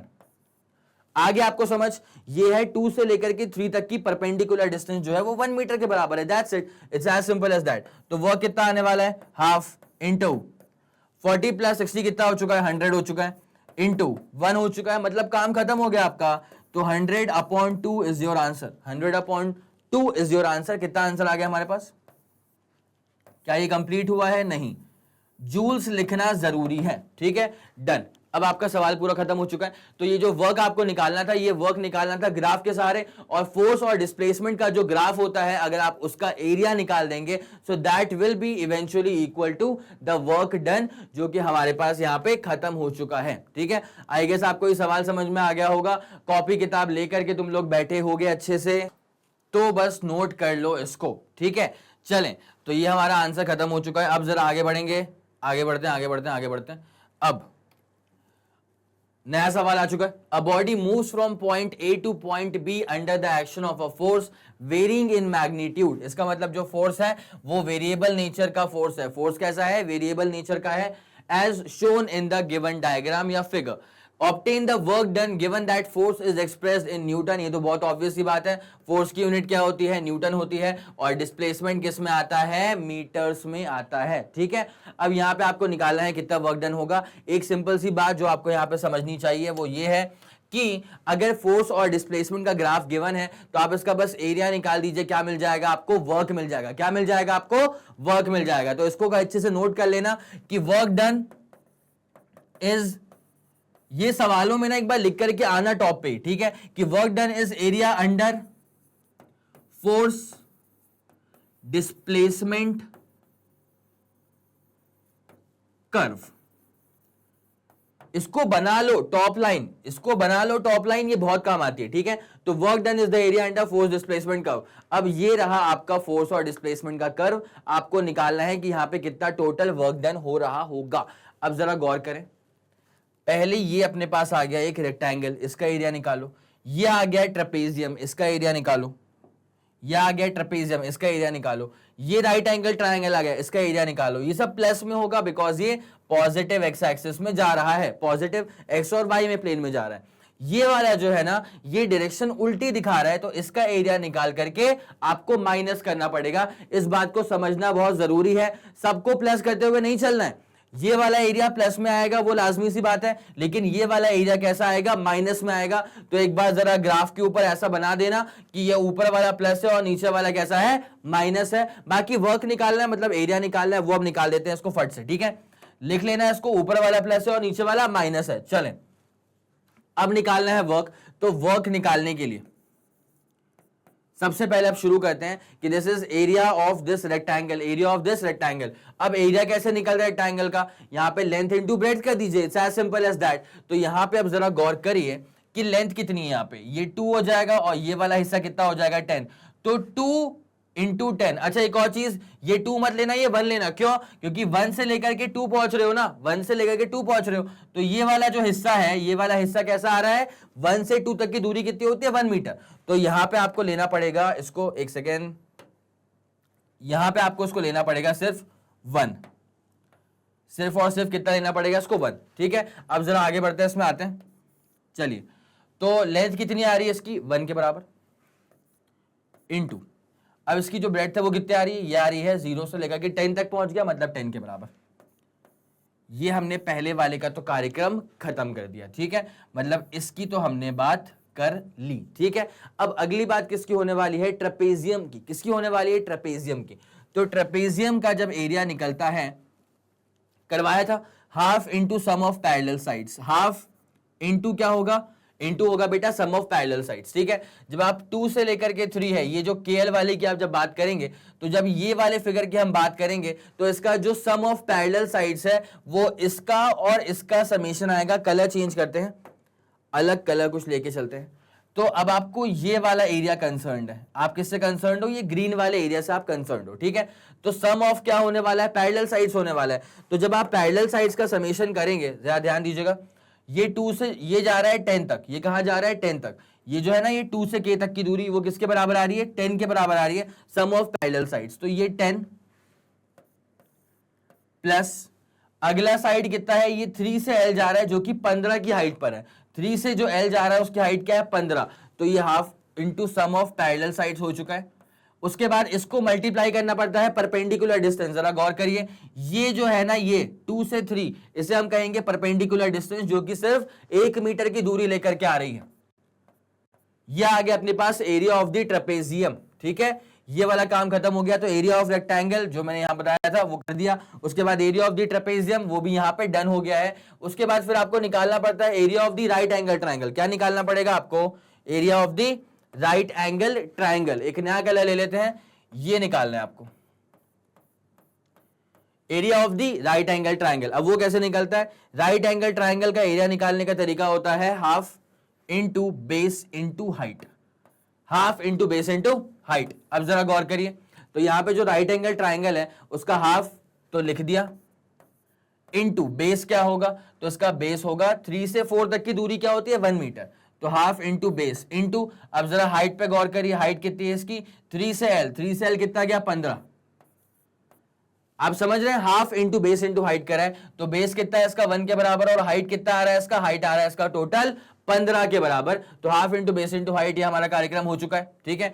तो ये ऊपर वाले का सारा प्लस करना था, मैंने प्लस भी कर दिया, लेकिन ये जो नीचे वाला एरिया है वो माइनस में आएगा। तो थोड़ा सा डेंजर सिग्नल ले लेते हैं अपन, डेंजर कलर ले लेते हैं। तो ये हमने लिया है डेंजर कलर, ये लिया है हमने निगेटिव के लिए। किसके लिए लिया है, निगेटिव। तो माइनस कर देंगे, और कितना एरिया माइनस होने वाला है, जरा गौर करिए, कितना एरिया माइनस होने वाला है, इस राइट एंगल ट्राइंगल का पूरा एरिया माइनस होने वाला है। तो half into base into height, वही वाली कहानी होती है। तो हाफ इंटू, अब जरा गौर करिए, इसका बेस कितना है, 4 से लेकर के 5 की दूरी क्या होती है, 1 के बराबर, ठीक है। तो हाफ इंटू बेस हो चुका है, इंटू क्या होगा, इंटू होगा हाइट। 5 से लेकर के b, 5 से लेकर के b जो आ रहा है, ये आ रहा है आपका पूरा, ये ग्राफ हल्का सा नीचे बन गया है। ये ग्राफ के लिए क्या होगा, ये 10 तक का मार्किंग था। कहां तक का मार्किंग था, 10 तक का मार्किंग था। तो हाफ इंटू बेस इंटू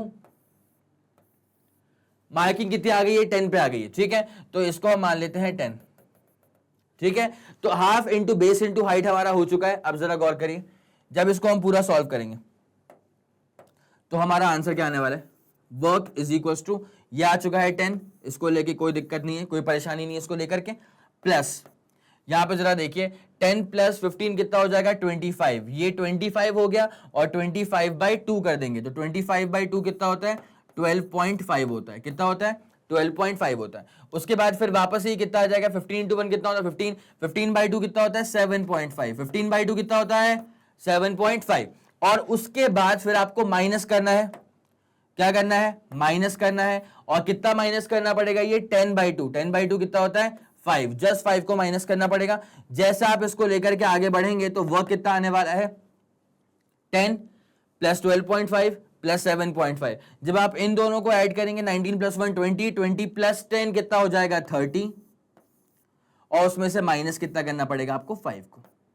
तो जैसे आप इसको सॉल्व करेंगे आपका आंसर कितना आ जाएगा, it will be just 25, 30 minus 5 कितना आ जाएगा 25, और आखिरकार आप क्या निकाल रहे हैं वर्क निकाल रहे हैं, तो 25 जूल्स आपका जो है वो आंसर हो जाएगा। ठीक है, यहां बस एक हल्का सा ग्लिच था कि ये 10 पे था कि 15 पे था, तो अगर ये 10 पे होता तो आप इसका हाइट 10 ले लेते, अगर ये 15 पे होता तो आप इसका हाइट 15 ले लेते, it's as simple as that. ठीक है, तो ये आपका पूरा वर्क का आंसर आ चुका है which is nothing but just 25 joules. Copy किताब लेके बैठे होगे, इसको फट से नोट कर लेना। ठीक है ओके अब जरा आगे बढ़ेंगे, अगले वाले सवाल के ऊपर आते हैं। बस यहां पे ये सीखने को मिलता है कि फोर्स और डिस्प्लेसमेंट कर्व का अगर आप एरिया निकाल देंगे this will be nothing but just equal to the work done. ठीक है चलें ओके ये वाला सवाल तो हमारा हो चुका है।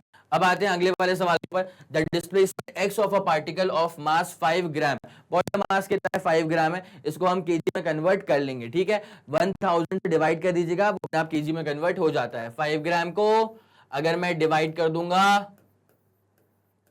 1000 से तो ये अल्टीमेटली कन्वर्ट हो जाएगा इनटू केजी। ठीक है बट देखते हैं कि इसकी जरूरत यहां पे पड़ने भी वाली है कि नहीं पड़ने वाली है।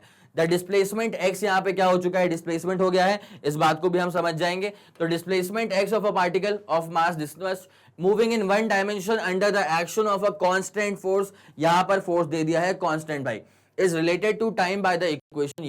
मतलब डिस्प्लेसमेंट और टाइम के रिलेशन ये रही आपके सामने, is equal to root x plus 3। यार एक बात आपको बता रहा हूं, जब भी ऐसा रूट अटकता है ना तो एक काम करा करो, रूट को रिमूव करने का जुगाड़ लगा लो। ठीक है अब रूट को रिमूव कैसे करेंगे, स्क्वायरिंग कर देंगे बोथ साइड्स। ठीक है मोस्ट सिंपलेस्ट मेथड, तो स्क्वायरिंग करेंगे बस रूट वो हटना चाहिए, कैसे करेंगे बताऊंगा इसके बारे में। is related to time by this equation, x is in meter obviously because वो displacement है, t is in seconds obviously because वो time है। displacement of the particle निकालना है but condition velocity is 0, क्या निकालना है डिस्प्लेसमेंट निकालना है बट कब निकालना है, the displacement of the particle to be evaluated when its velocity is 0, जब वेलोसिटी 0 होगी तो क्या डिस्प्लेसमेंट होगा वो निकालेंगे, और आखिरी में निकालना है work done by the force in the first 6 seconds. ठीक है अब देखते हैं सवाल को कैसे अप्रोच करना है। पहली बात तो इक्वेशन पे आ जाओ, इक्वेशन किसकी गिवन है, इक्वेशन गिवन है t is equal to root x plus 3 की। ठीक है तो सबसे पहली फुर्सत में इसका जो रूट है वो जरा रिमूव किया जाए। अगर मैं इस इक्वेशन को देख करके रूट एक्स निकाल लेता हूं, इस वाली इक्वेशन पे फोकस करना है। ठीक है अगर मैं यहां से रूट एक्स निकाल लूं तो रूट एक्स जो है वो आ जाएगा t माइनस 3, कितना आ जाएगा रूट एक्स t माइनस 3। अब मैं क्या बोल रहा हूं, मुझे को रूट रिमूव करना है तो मैं इसको स्क्वायर करूंगा बोथ साइड्स। ठीक है तो जैसे हम स्क्वायरिंग करेंगे यहां पर बोथ साइड्स, तो हमारे पास कहानी क्या डेवलप होने वाली है, रूट एक्स का स्क्वायर सिर्फ x देगा। यहां पे कई लोग पाप कर देते हैं, बोलते हैं टी स्क्वायर माइनस 9, आपने सिर्फ t का स्क्वायर कर दिया और माइनस 3 का स्क्वायर कर दिया, ऐसा नहीं होता है, ये हो जाएगा पूरा t माइनस 3 का होल स्क्वायर। क्या हो जाएगा ये t माइनस 3 का होल स्क्वायर। उसके बाद कहानी तो अब स्टार्ट हो रही है, ये अपने पास x आ गया, ये t माइनस 3 का होल स्क्वायर आ गया, ये फॉर्मूला मैच करेगा मैथ्स के फॉर्मूले से a माइनस बी के होल स्क्वायर से। a माइनस बी का होल स्क्वायर क्या होता है, a square plus b square minus 2ab, तो यहाँ पे करेंगे a का स्क्वायर मतलब t का स्क्वायर, a स्क्वायर हो गया। फिर आता है प्लस b का स्क्वायर, b कितना है 3 है, 3 का स्क्वायर कितना हो गया 9 हो गया, a square plus b square minus 2ab, 2 into 3 into t मतलब 60। यह आ गया आपको समझ, तो ये हमने क्या निकाल दिया है, ये हमारा आ चुका है, ये हमारा आ चुका है डिस्प्लेसमेंट। क्या आ चुका है, ये हमारा आ चुका है डिस्प्लेसमेंट। ठीक है ये डिस्प्लेसमेंट की इक्वेशन आ गई है। अब सवाल में गिवन ये है पूछा ये है कि डिस्प्लेसमेंट निकालना है, displacement of the particle when its velocity is zero. Find the displacement of the particle when its velocity is zero. आपको इक्वेशन नहीं चाहिए, ये इक्वेशन आ रही है। अदरवाइज लोग क्या सोचते हैं कि सॉरी कि सर डिस्प्लेसमेंट तो आ ही चुका है, लेकिन ऐसा नहीं है, यहां पे डिस्प्लेसमेंट निकालना है वैल्यू के साथ, ये इक्वेशन आ रही है। अब कैसे निकालेंगे? When the particle when its velocity is zero. अब बेटा वेलोसिटी जीरो कैसे होगी, जरा गौर करिए। पहली बात, वेलोसिटी मिलेगी कैसे? तो वेलोसिटी मिलेगी ऐसे। वेलोसिटी जो होती है ना, वो डिस्प्लेसमेंट को डिफरेंशिएट करने से आती है। डिस्प्लेसमेंट यहां पर s नहीं है, x है, तो x को आप करेंगे डिफरेंशिएट तो आपको क्या मिल जाएगी? वेलोसिटी। और यहां पे सवाल में गिवन है कि the velocity is zero, velocity is zero. तो ये एक बहुत ही प्राइम कंडीशन आपके सामने डेवलप हो चुकी है कि वेलोसिटी कितनी है? जीरो। और कैसे मिलेगी? डिस्प्लेसमेंट को डिफरेंशिएट करके। अब करते हैं डिस्प्लेसमेंट को डिफरेंशिएट, मिलेगी velocity equal to zero, put करेंगे t आ जाएगा। जरा गौर करिए, चलें स्टार्ट करते हैं। देखिए x गिवन था, अब निकालना है मुझे वेलोसिटी। तो वेलोसिटी कैसे मिलने वाली है? डिस्प्लेसमेंट को डिफरेंशिएट करके। चलें करेंगे, dx बाई dt। इसका मतलब क्या हो जाएगा? ये टी स्क्वायर का डिफरेंशिएशन करना पड़ेगा, तो इसको लिख देते हैं कि नाउ डिफरेंशिएशन चलेगा टी स्क्वायर का, ठीक है। उसके बाद क्या लिखा हुआ है? +9, मतलब 9 का डिफरेंशिएशन चलेगा, तो डिफरेंशिएशन चलेगा 9 का। और उसके बाद क्या लिखा हुआ है? माइनस का 60, तो उसके बाद फिर डिफरेंशिएशन चलेगा माइनस के 60 का, तो minus differentiation of 6 into t. अब जरा गौर करिए, velocity is equal to t square का जब आप करेंगे डिफरेंशिएशन तो आपको आंसर मिलेगा 2t। आपका आंसर क्या आने वाला है? 2t। उसके बाद प्लस कांस्टेंट है, 9 क्या है? कांस्टेंट है। डिफरेंशिएशन का मतलब क्या होता है? रेट ऑफ चेंज निकालना। अगर 9 कांस्टेंट है तो वो क्यों है कांस्टेंट? बिकॉज वो चेंज नहीं हो रहा है। अगर वो चेंज नहीं हो रहा है तो उसका रेट ऑफ चेंज क्या हो जाएगा? जीरो। क्या हो जाएगा रेट ऑफ चेंज? जीरो। -6 को बाहर निकाल लीजिए और फिर बचेगा dt by dt। dt by dt क्या हो जाएगा? 1। 6 इंटू 1 क्या रहेगा? 6, ठीक है। तो इसका मतलब वेलोसिटी यहां से क्या आ जाएगी? 2t -6। बट आप जानते हैं, बट सवाल में पहले से गिवन है, बट ऑलरेडी गिवन दैट जो वेलोसिटी है वो किसके बराबर है? जीरो के बराबर है। अगर वेलोसिटी जीरो के बराबर है, इसका मतलब 2t -6 किसके बराबर आ गया? जीरो के बराबर आ गया। तो यहां से 2t किसके बराबर आ गया? 6 के बराबर आ गया। और t कितना आ जाएगा? t आ जाएगा 6/2, इसका मतलब t आ जाएगा 3 सेकेंड्स। t कितना आ गया बेटा? 3 सेकेंड्स आ गया, ठीक है। ये पूरा गिवन कंडीशन के अकॉर्डिंग हम चल रहे हैं। बट सवाल क्या था? सवाल ये था कि आपको फाइंड करना है डिस्प्लेसमेंट। क्या फाइंड करना है? डिस्प्लेसमेंट। ये रही डिस्प्लेसमेंट की इक्वेशन। एक काम करते हैं, इसको इक्वेशन नंबर 1 नाम दे देते हैं। अब क्या करना है आपको? जो टाइम मिला है आपको, आप एक काम करिए, टाइम को पुट कर दीजिए डिस्प्लेसमेंट की इक्वेशन के अंदर, आपका डिस्प्लेसमेंट का आंसर पूरा आ जाएगा। तो आप बस एक काम करिए, x इक्वल टू कितना लिखा हुआ है? t² + 9। माइनस में क्या लिखा हुआ है? माइनस में लिखा हुआ है 60। तो यहां पे आप करेंगे माइनस का 6 इंटू टी। तो x इज इक्वल टू क्या हो जाएगा? t का स्क्वायर करेंगे। t कितना आ गया? 3। 3 का स्क्वायर कितना होता है? 9। प्लस कितना आ गया? 9 माइनस 6 इंटू टी करेंगे, तो 6 इंटू टी मतलब 6 इंटू 3 कितना आ जाएगा? 18। 9 + 9 18, 18 - 18 कितना आ जाएगा? 0। तो आपका जो डिस्प्लेसमेंट आ रहा है वो आ रहा है 0 मीटर। डिस्प्लेसमेंट कितना आ रहा है आपका? 0 मीटर। तो ये जो पहला वाला पार्ट था सवाल का आपका कि what is the displacement of the particle when its velocity is 0, उसका आंसर आपका आ चुका है कि डिस्प्लेसमेंट कितना आने वाला है? 0 मीटर आने वाला है। This is your answer of part number 1। इसको सही से नोट कर लेना। और जो अगला पार्ट है, अगला पार्ट है बहुत ही simple, work done by the force in the first 6 seconds, ठीक है। अब एक बात सुनिए, अगर आपको वर्क निकालना है तो उसके लिए फॉर्मूला क्या होता है? Force into displacement. इसके लिए फॉर्मूला क्या होता है? Force into displacement. तो अब जब वर्क निकालना है तो डिस्प्लेसमेंट 0 हो ही चुका है, तो वर्क निकालने के लिए क्या करना पड़ेगा? वर्क का फॉर्मूला होता है फोर्स इंटू डिस्प्लेसमेंट।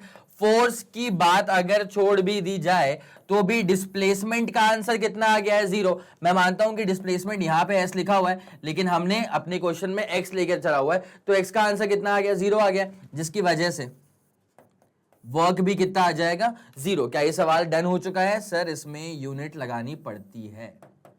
जी हाँ, तो आपका आंसर कितना आ चुका है वर्क का आंसर आ चुका है 0 जूल्स। तो ये हमारा क्वेश्चन नंबर 6 जो था वो डन हो चुका है। कॉपी किताब लेकर के आप बैठे होंगे तो उसको सही से नोट कर लीजिएगा। चलिए, तो अब आते हैं अपने अगले वाले सवाल के ऊपर। चले ध्यान देते हैं नेक्स्ट वाला क्वेश्चन कैसा है। नेक्स्ट वाला क्वेश्चन जो है ये है साइक्लिस्ट के ऊपर बेस्ड। तो a cyclist comes to a skidding stop in 10 metre. ये जो साइक्लिस्ट है वो 10 मीटर में रुक जाता है। During this process, the force on the cycle due to the road is 200 Newton. इसका मतलब इस पूरे प्रोसेस के दौरान जो रोड ने फ्रिक्शनल फोर्स अप्लाई करा है साइकिल के ऊपर वो कितना है, वो है 200 न्यूटन और is directly opposed to the motion. अगर कोई ऐसा फोर्स है जो कि मोशन को अपोज कर रहा है उसको हम फ्रिक्शनल फोर्स कहते हैं। तो ये जो फोर्स गिवन है ये कैसा फोर्स हो जाएगा, फ्रिक्शनल फोर्स हो जाएगा। नाउ सवाल के 2 पॉइंट्स है, दोनों पॉइंट्स पे खास तौर से ध्यान देना। पहला वाला point, how much work does the road do on the cycle.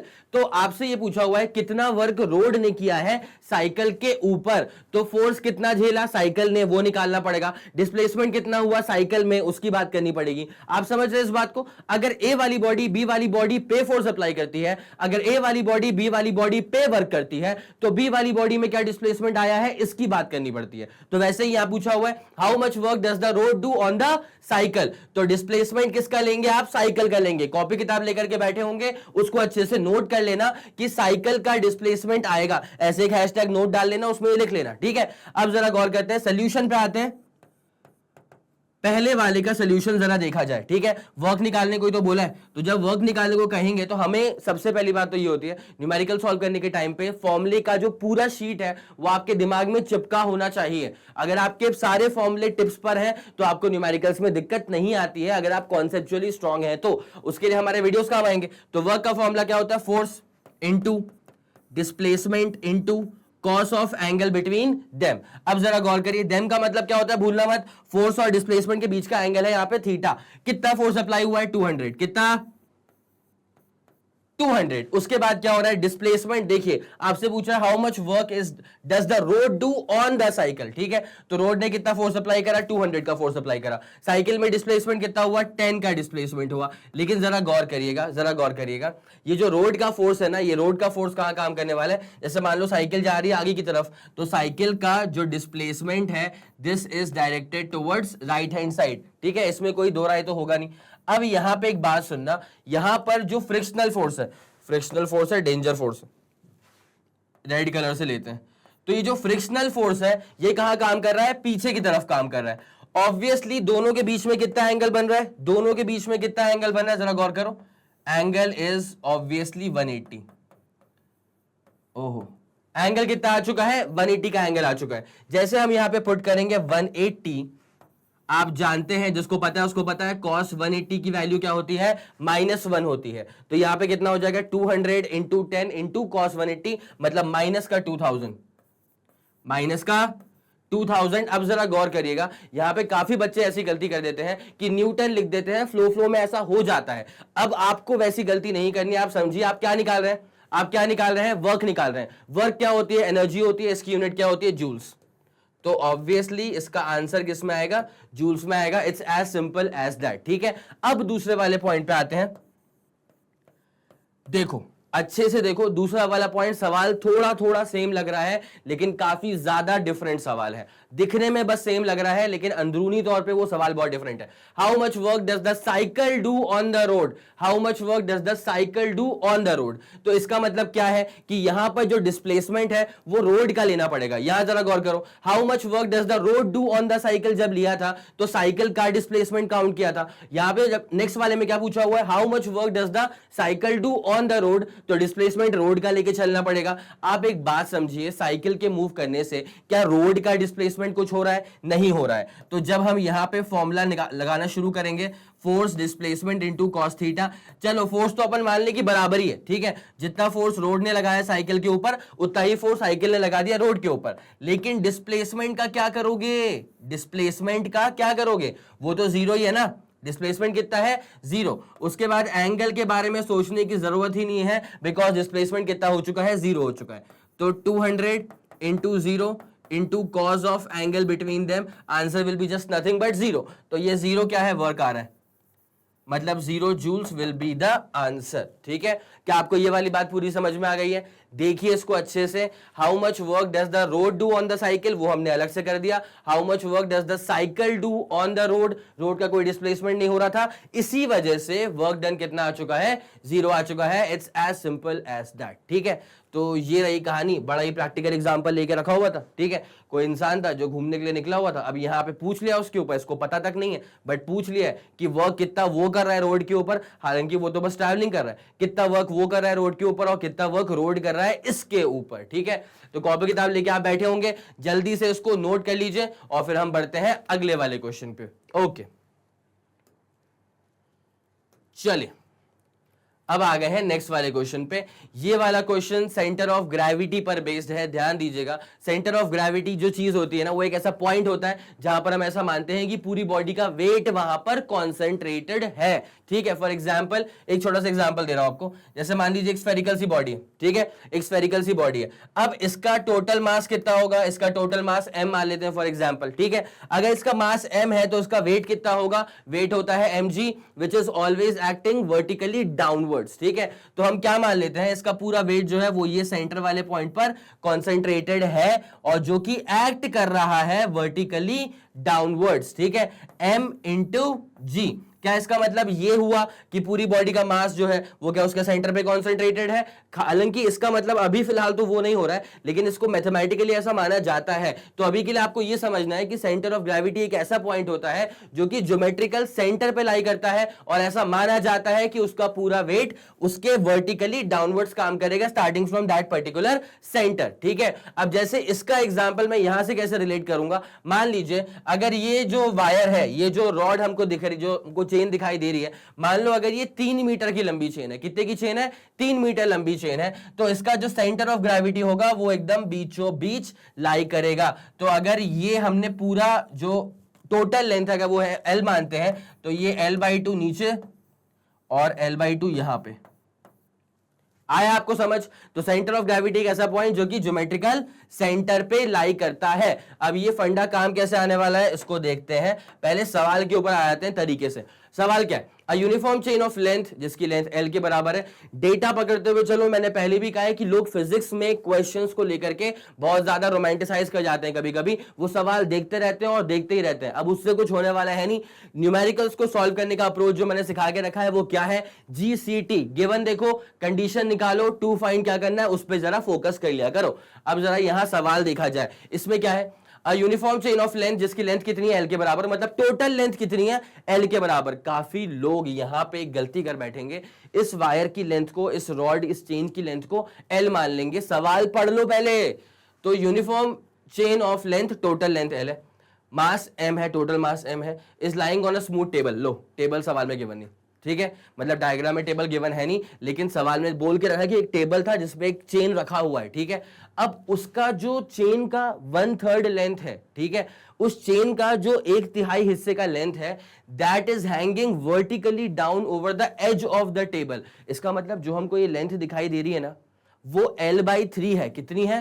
L/3। तो फिर यहां पर एक टेबल भी रखा होगा, यहां पर एक टेबल भी रखा होगा जिसपे बाकी बची हुई जो लेंथ है ना वो एग्जिस्ट कर रही होगी, दैट इज 2L/3। ठीक है, आप समझ रहे हैं मेरी बात, मैं क्या बोलना चाह रहा हूं? इसकी लेंथ कितनी है? L/3। इसकी लेंथ कितनी है? L/3। और सवाल में गिवन है कि एक और हिस्सा है जो कि टेबल पे एग्जिस्ट कर रहा है पहले से।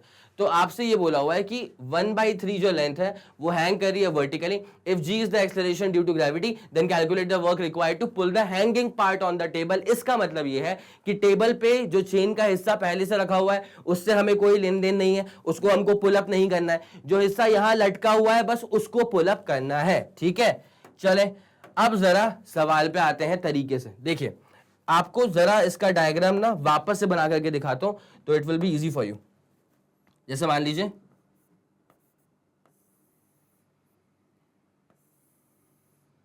पहले बनाते हैं टेबल।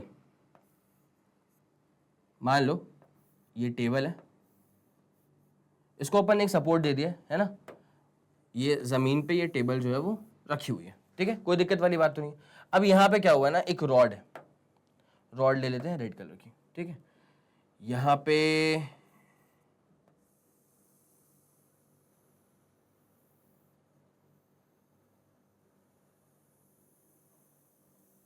चलिए, अब ये दरअसल क्या है कि एक रॉड है जिसको हमने लटका दिया ऐसे करके, ठीक है। इस रॉड की जो टोटल लेंथ है ना, उसका जो L/3 मतलब जो 1/3 पार्ट है वो यहां पे ऐसे लटक रहा है, ठीक है। तो अब इसको थोड़ा सा और लंबा कर लेते हैं।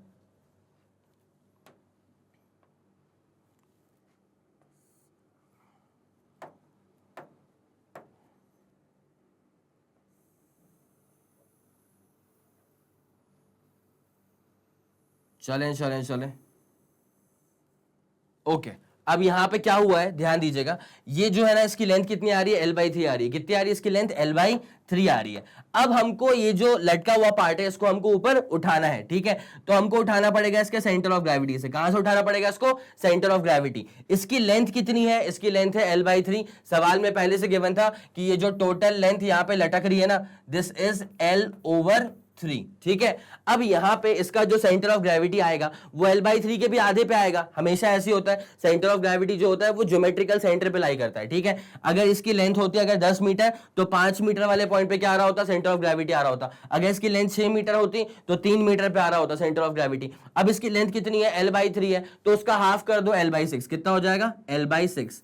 मतलब ये जो हिस्सा है, ये जो हिस्सा है जो हमको पुल ओवर करना है, ये है L/6 के बराबर, ठीक है। अब एक और हल्का सा खेल हो जाएगा यहां पे। टोटल मास कितना है, चेन का टोटल मास कितना है, टोटल मास है m। टोटल मास कितना है, m। लेकिन जो हमको पूरा पुल अप करना है उसका मास m थोड़ी ना होगा, उसका मास होगा m/3। उसका मास क्या होगा, m/3 होगा। क्यों, क्योंकि रॉड का, ये चेन का सिर्फ L/3 का जो पोर्शन है, 1/3 हिस्सा जो है बस वो लटक रहा है, ठीक है। तो हमको निकालना है कि यहां पे वर्क कितना होगा। अब जरा वर्क निकालने पे आते हैं तरीके से। तो वर्क इज इक्वल टू क्या होता है, फोर्स इनटू डिस्प्लेसमेंट। यार इस चेन को ऊपर पुल अप करने के लिए आपको कितना फोर्स अप्लाई करना पड़ेगा, जितना इसका वेट है उतना तो फोर्स अप्लाई करना पड़ेगा ना। तो कायदे से फॉर्मूला क्या होता है, फोर्स इनटू, ये हम समझते हैं, कायदे से वर्क का फॉर्मूला क्या होता है, फोर्स इनटू डिस्प्लेसमेंट, ठीक है। अब जरा गौर करा जाए, यहां पर फोर्स कितना अप्लाई करना पड़ा होगा, जितना इस रॉड का वेट है उसका आप समझिएगा। ये टोटल कितना था, m का मास था, ये जो लटक रहा है वो कितना है, m/3। तो इसका वेट कितना हो जाएगा, mg/3। इसका वेट कितना हो जाएगा, mg/3। उसके बाद डिस्प्लेसमेंट के लिए क्या करना है, डिस्प्लेसमेंट मतलब आपको सेंटर ऑफ ग्रेविटी को पुल अप करना है। एक सवाल हमने इससे पहले भी करा हुआ है, तो हमको इसके सेंटर ऑफ ग्रेविटी को पुल अप करना है। और सेंटर ऑफ ग्रेविटी कितने पे आ रहा है, L/6 पे आ रहा है। तो ये COG है सेंटर ऑफ ग्रेविटी, ठीक है। अब कितने पे आ रहा है, वो L/6 पे आ रहा है। चलिए, अब जैसे आप वर्क निकालेंगे इसका तो ये कितना आ जाएगा, mgL/18। आ गया आपको समझ। सो दिस मच यूनिट्स क्या होगी इसकी, जूल्स के बराबर होगी। तो this much is the answer for the work done. आ गया आपको समझ। तो यहां पे हमने बस दो चीज का ध्यान रखना अच्छे से, वेट कितना होगा, टोटल वेट mg नहीं होगा, mg/L होगा। बिकॉज जो टोटल जो चेन लटक रही है ना वो 1/3 ही है। टोटल जो चेन लटक रही है उसका लेंथ कितना है, 1/3 ही है। तो वेट भी कितना हो जाएगा, 1/3 हो जाएगा। उसके बाद डिस्प्लेसमेंट के लिए क्या करना है, टोटल L/3 मत लेना डिस्प्लेसमेंट, बिकॉज आपको सेंटर ऑफ ग्रेविटी को पुल अप करना पड़ता है। आया आपको समझ। तो यहां पे सबसे इंपॉर्टेंट चीज वही है समझना कि डिस्प्लेसमेंट किसका हो रहा है, सेंटर ऑफ ग्रेविटी का हो रहा है, सेंटर ऑफ ग्रेविटी का हो रहा है, जिसके हिसाब से आंसर आ जाएगा mgL/18, ठीक है। जूल्स लिखना हो जूल्स लिख देना। अगर सवाल में यूनिट्स टर्म्स में गिवन नहीं है तो आप सीधे यूनिट्स भी लिख सकते हैं। It's as simple as that, ठीक है। आई गेस समझ में आ गया होगा आपको। डायग्राम के सहित पूरा का पूरा आपको नोट करना है अपनी कॉपी के अंदर। कॉपी किताब लेके आप बैठे होंगे, जल्दी इसको नोट कर लीजिए और फिर हम बढ़ते हैं इससे आगे। चलिए, ओके। अब आ गए हैं 9th वाले क्वेश्चन के ऊपर। ये वाला क्वेश्चन मोस्ट इंपॉर्टेंट क्वेश्चन की सीरीज का क्वेश्चन है। और ये वाला जो क्वेश्चन है ना, इसके कैटेगरी वाले क्वेश्चंस काफी ज्यादा आपको देखने को मिल सकते हैं। हालांकि ये सवाल बहुत ही सिंपल होते हैं। अब तक हमने जो भी क्वेश्चन सॉल्व करे, आपको एक बात वहां से क्लियर हो पा रही होगी कि अगर हमको बेसिक फॉर्मूला याद होता है ना, तो बेसिक फॉर्मूला अगर याद है तो आगे आने वाले क्वेश्चन में कोई ऐसी परेशानी आती नहीं है, ठीक है। अब जैसे इस वाले सवाल को देखें, a man moves on a straight horizontal road. हमने बोला हाँ ठीक है, ऐसा होता रहता है, इंसान घूमते रहते हैं। तो एक हॉरिजॉन्टल रोड है जिसपे इंसान मूव कर रहा है। अब काफी लोग ये सोच सकते हैं कि क्या यहाँ पे फ्रिक्शन वाला केस तो कुछ आ नहीं रहा है, तो दिमाग अपने दौड़ाओ, लेकिन एक बार जरा सवाल को पूरा पढ़ लो। कई बार क्या होता है कि हम सोचने का जो हमारा लाइन ऑफ एक्शन होता है ना, वो सवाल से बहुत ही परे हो जाता है। तो अगर वैसा हो गया तो फिर सोचने से कुछ फायदा मिलेगा नहीं आपको। तो अब जरा सवाल के साथ साथ अलाइन रहो। A man moves on a straight horizontal road with a block of mass 2 kg in his hand. ठीक है, इंसान के हाथ में जो बॉक्स है, ये रहा इंसान के हाथ में जो बॉक्स है, इसका जो मास है ये है 2 kg। क्या इंसान का मास यहां पे दे के रखा हुआ है? क्या इंसान का मास यहां पे दे के नहीं रखा हुआ है? तो आई गेस गिवन नहीं है, पूछा नहीं है, तो काम का भी नहीं होगा। तो 2 kg का तो मास हो गया, लोड कर लेंगे अपन। If he covers a distance of 40 metre, distance मतलब डिस्प्लेसमेंट यहां पे है, s की वैल्यू कितनी आ चुकी है? 40 मीटर आ चुकी है, with an acceleration of 1 metre per second square. Metre per second square में है, इसका मतलब SI यूनिट की ही बातचीत चल रही है। ये भी kg में ही है, मतलब SI यूनिट है, मीटर्स में SI यूनिट है। Then find the work done by the man. It's as simple as that. अगर work done by the man हो रहा है तो क्या इंसान का मास मैटर करेगा? नहीं। जिसके ऊपर आप फोर्स अप्लाई करते हैं, जिस पे वर्क होता है, उस बॉडी का मास मैटर करता है, उस बॉडी का डिस्प्लेसमेंट मैटर करता है। तो यहां पे आप जरा गौर करें, ये जिस पे सारा कार्यक्रम हो रहा है ना, वो ये ब्लॉक है। ठीक है, अब इसको सॉल्व कैसे किया जाएगा? चलिए स्टार्टिंग करते हैं। बहुत सिंपल सा है। क्या निकालना है? सोचो क्या निकालना है? वर्क डन निकालना है। तो वर्क डन निकालने का फॉर्मूला कोई तुम फर्स्ट टाइम देख रहे हो क्या? नहीं, जानते हो ना, force into displacement into cos of angle between them, FS cos theta. कोई दिक्कत? इतना आ गया समझ? अब इंसान को जरा देखिएगा, ये 2 kg का लोड है उसके हाथ में। If he covers a distance of 40 metre and acceleration is this much. तो फोर्स का अगर मैं फॉर्मूले को खोलना चाहूं ना, तो फोर्स खुल जाएगा मास इनटू एक्सेलरेशन में। फोर्स कैसे खुल जाएगा? मास इनटू एक्सेलरेशन में। और डिस्प्लेसमेंट तो यहां पे हो ही रहा है 2 मीटर के बराबर।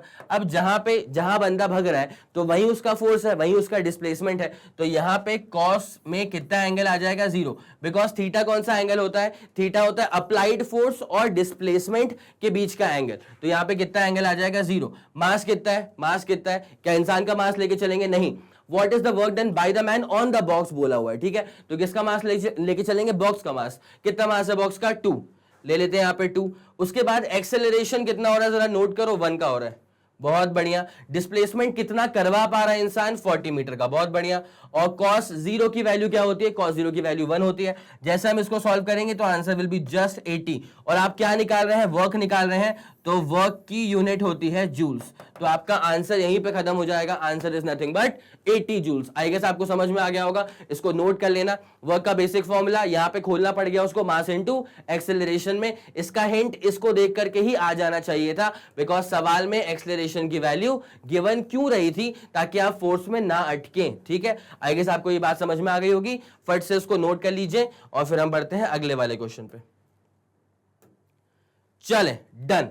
अब आ गए हैं अगले वाले क्वेश्चन के ऊपर। A particle moves from a point two this particular point. ठीक है, इसका मतलब 2 पॉइंट्स गिवन है, तो इसका मतलब ये वाला जो पॉइंट आपको गिवन है ना, this is nothing but initial point. मैंने कहा था कि मैं ऐसे सवाल के बीच में नोटेशंस देता रहूंगा। ठीक है, आपको समझने के लिए बड़ा इंपॉर्टेंट होगा। ठीक है, तो पार्टिकल जब मूव करना शुरू करा तो उसका स्टार्टिंग पॉइंट क्या था? 2,3। 2,3 का मतलब क्या होता है? एक्स एक्सिस पर दूरी होगी 2 के बराबर और वाई एक्सिस पर दूरी होगी 3 के बराबर। इस वाले पॉइंट से मूव करके वो कहां पहुंच गया? वो पहुंच गया है 3,2 पे। मतलब एक ऐसे पॉइंट पे पहुंच गया जहां x पर दूरी उसकी कितनी है? 3 है और y पर दूरी कितनी है? 2 है। तो अगर मैं डिस्प्लेसमेंट का यहां पर अगर एक ग्राफ आपको बना करके दिखाऊं तो जरा गौर करिएगा। ये x = 1 है, ये x = 2 है, ये x = 3 है और यहां पे y = 1 है, y = 2 है और y = 3 है। तो पार्टिकल इनिशियली कहां पे था? 2,3 पे। पार्टिकल इनिशियली कहां मौजूद था? 2,3। मतलब x पर दूरी 2 के बराबर है और y पर दूरी 3 के बराबर है।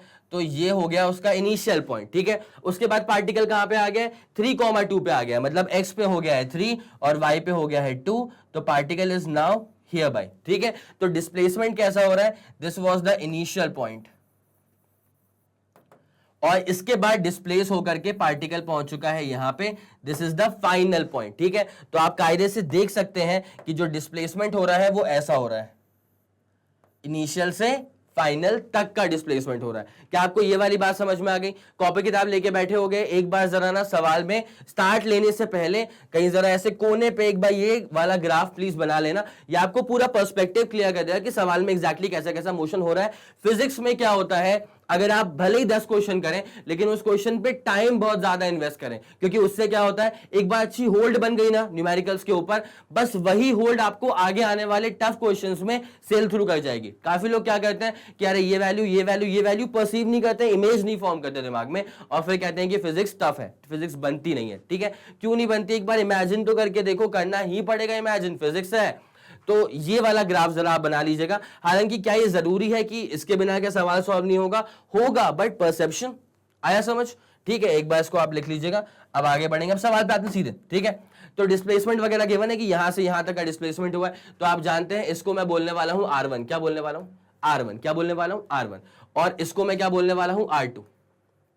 क्या बोलने वाला हूं, R2 वेक्टर। तो ये पोजीशन वेक्टर है इनिशियल पॉइंट का, और ये पोजीशन वेक्टर है फाइनल पॉइंट का। अब फोर्स की वैल्यू भी गिवन है 5i cap plus 5j cap Newton. Calculate the work done by the force on the particle during this displacement. ठीक है, बड़ा सिंपल सोल्यूशन होने वाला है, आप जरा गौर करिएगा। पहले तो अपन एक काम करते हैं, वेक्टर्स में लिख लेते हैं। ठीक है, तो सोल्यूशन में एक बार जरा जो गिवन डेटा है उसको तरीके से नोट कर लिया जाए। ठीक है, फाइनल और इनिशियल डिस्प्लेसमेंट चेक करना। इनिशियल कितना था, 2,3, तो R1 2,3 लिखा हुआ है, मतलब x पे कितना है 2, मैं बता चुका हूं।